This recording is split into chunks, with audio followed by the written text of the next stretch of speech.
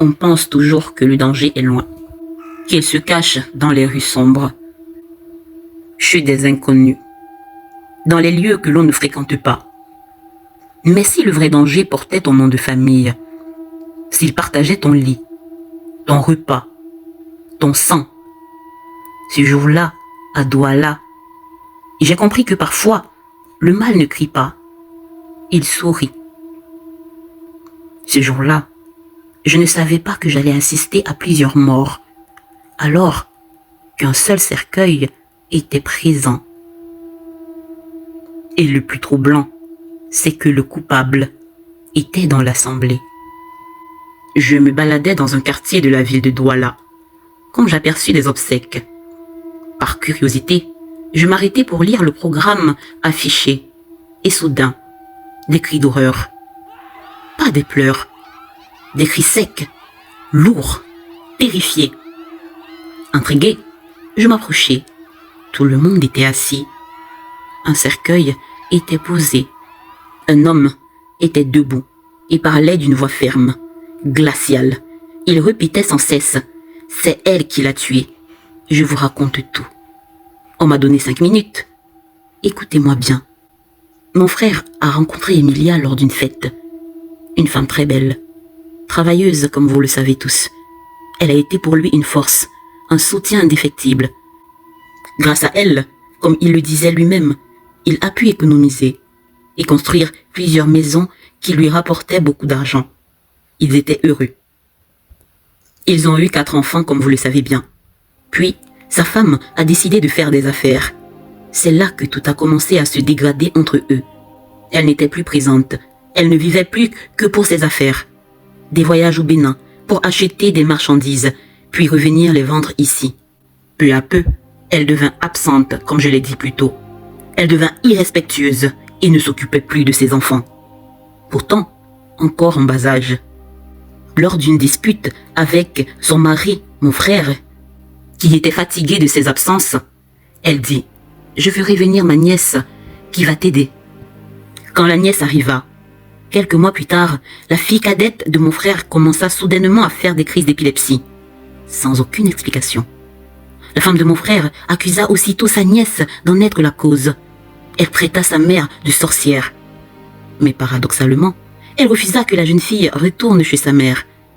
Elle menaça celle-ci de mort si elle partait. Ce que vous ne savez pas, c'est qu'elle refusa d'amener l'enfant à l'hôpital. Elle déclara qu'elle irait plutôt chez Amidoula. Or, tout le monde ici connaît Amidoula. Mon frère inquiet emmena l'enfant en cachette à l'hôpital. Tous les électroencéphalogrammes furent normaux. Le spécialiste demanda même si d'autres personnes avaient réellement vu l'enfant faire des crises, car son cerveau ne montrait aucun signe d'épilepsie. Quand sa femme apprit qu'il avait consulté l'hôpital, elle entra dans une colère noire. Elle prit l'enfant et l'emmena chez Amidoula. Elle revint plus tard avec des feuilles, affirmant qu'Amidoula les avait données pour toute la famille afin de les protéger. Mon frère et les enfants les mangèrent. Pendant quelques mois, les affaires fleurirent pour Emilia. Mais soudain, le premier enfant de mon frère mourut et dans un accident de bus où tout le monde survécut, sauf lui. Mais ça, vous le savez tous. Et pourtant, les affaires de sa femme, les affaires de la femme de mon frère, prospérèrent encore davantage. Quelques mois plus tard, tout s'effondra. Elle perdit tout, même son capital. Elle demanda alors de l'argent à mon frère qui ne lui refusait jamais rien. Il lui donna. Mais mon frère, désormais sans épouse attentionnée, se tourna vers une autre femme, Abby. Une femme plus présente, plus douce, qui ne le voyait pas uniquement comme un portefeuille. Ne criez pas, ne criez pas. On ne peut pas appeler cela de l'infidélité. D'autant plus que sa femme était souvent vue avec des hommes beaucoup plus jeunes qu'elle. Fatigué, mon frère demanda le divorce.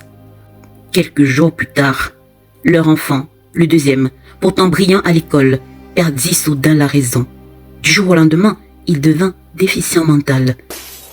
Abby, la compagne extérieure de mon frère, lui conseilla de ne plus manger les plantes venant d'Amidoula. Ce qu'il fit, et Emilia refusa de signer les papiers du divorce et lui lança un jour. « Si tu continues à parler de divorce, tu vas voir. » Un jour, mon frère voyagea dans une autre ville. Il emprunta un bus d'une agence de voyage. Il eut un grave accident. Il aurait dû mourir, mais il survécut. Ne criez pas, ne criez pas. Vous qui criez, êtes toujours les premiers à accuser les agences de voyage. Ne savez-vous pas qu'il existe aussi des personnes intégrées à des groupes étranges, capables de provoquer des accidents pour sacrifier une ou plusieurs personnes? Les autres subissent juste. Abby dit à mon frère qu'une entité l'avait protégé. C'est pour cela qu'il avait survécu. Et cela, c'était grâce à elle. Entre-temps, la nièce d'Emilia tomba enceinte. Jusqu'aujourd'hui, on ne sait de qui. À 5 mois, alors que l'enfant se portait bien, elle eut envie d'uriner. Elle se rendit simplement aux toilettes. Mais au lieu d'uriner, elle vit son bébé sortir.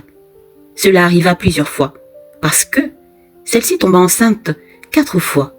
Mais jusqu'aujourd'hui, on ne sait qui était le père de ses enfants. Arrêtez de murmurer.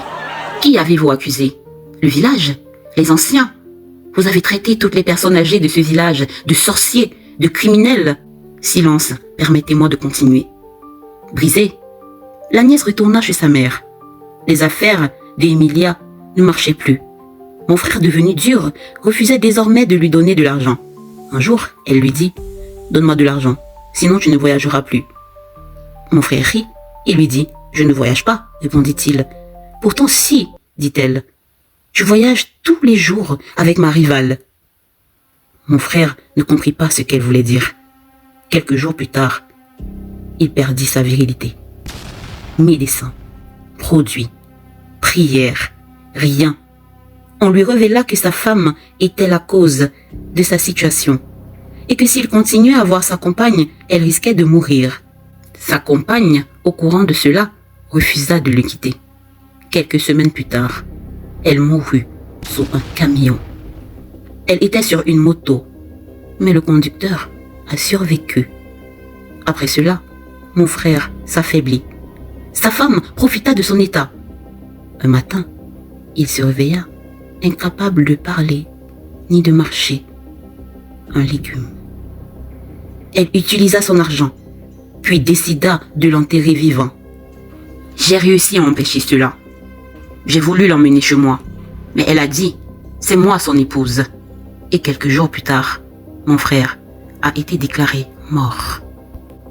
Oui, Mbia Emilia, c'est toi qui as tué ton mari. Je suis allé voir Amidoula. Il m'a tout révélé. Pour réussir dans tes affaires, on t'a conseillé d'intégrer un groupe bizarre. Et tu étais prête à tout. Mais dis-moi, qu'as-tu gagné? Tu n'es rien. Tu n'as rien. Le peu que tu as vient des sacrifices de mon frère. Et tout ce qu'il a, il a obtenu à la sueur de son front. Il n'a pas intégré un groupe bizarre. Il a travaillé. Sais-tu ce que c'est travailler?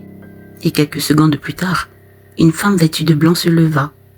Et en pleurs, elle dit « J'aimais mon mari. Jamais je ne lui aurais fait du mal. Je ne l'ai pas tué. Et le jour où tu es arrivé à la maison, j'avais touché son pouls. Il était mort. Tu as réussi à le réanimer, ce que je n'ai pas pu faire. Comment aurais-je pu enterrer mon mari vivant ?» Puis elle éclata en sanglots. L'homme qui parlait quelques minutes plus tôt, indifférent, tourna cette fois autour du cercueil, y posa des feuilles et déclara « Je n'ai pas tué Essamé. » Il invita l'assemblée à faire de même. Tous passèrent. Quelques-uns refusèrent. Certaines personnes me regardèrent. Je dis « Mais je ne connais même pas qui est mort. » Et on me demanda « Et qu'est-ce que tu fais là ?» Je répondis « La curiosité. » Tout le monde, sauf quelques personnes et moi, passèrent. Rien ne se passa. La jeune femme, qui semblait être Emilia, cessa de pleurer. Elle sourit, puis posa elle aussi sa main sur le cercueil et dit « Je n'ai pas tué Essamé, je n'ai pas tué mon mari. » La foule acclama. On porta le cercueil direction le cimetière. Arrivé au cimetière, une femme tomba, morte. Puis une autre, puis une troisième. Lorsque l'épouse vit cela, elle se mit à pleurer davantage, disant se sentir mal, voulant rentrer à la maison. Mais on lui dit « Attends au moins de jeter du sable et ta gerbe de fleurs dans la tombe de ton mari, avant de t'en aller. C'est la coutume de notre village, et tu le sais. Lorsque l'épouse jeta le sable et la gerbe de fleurs, elle s'effondra. Et le souffle coupé, elle dit « Sauvez-moi, elles m'ont obligée. Je ne voulais pas tuer mon mari. Je ne voulais pas tuer ma rivale. Je ne voulais pas tuer mes enfants. Je ne voulais pas sacrifier leur intellect.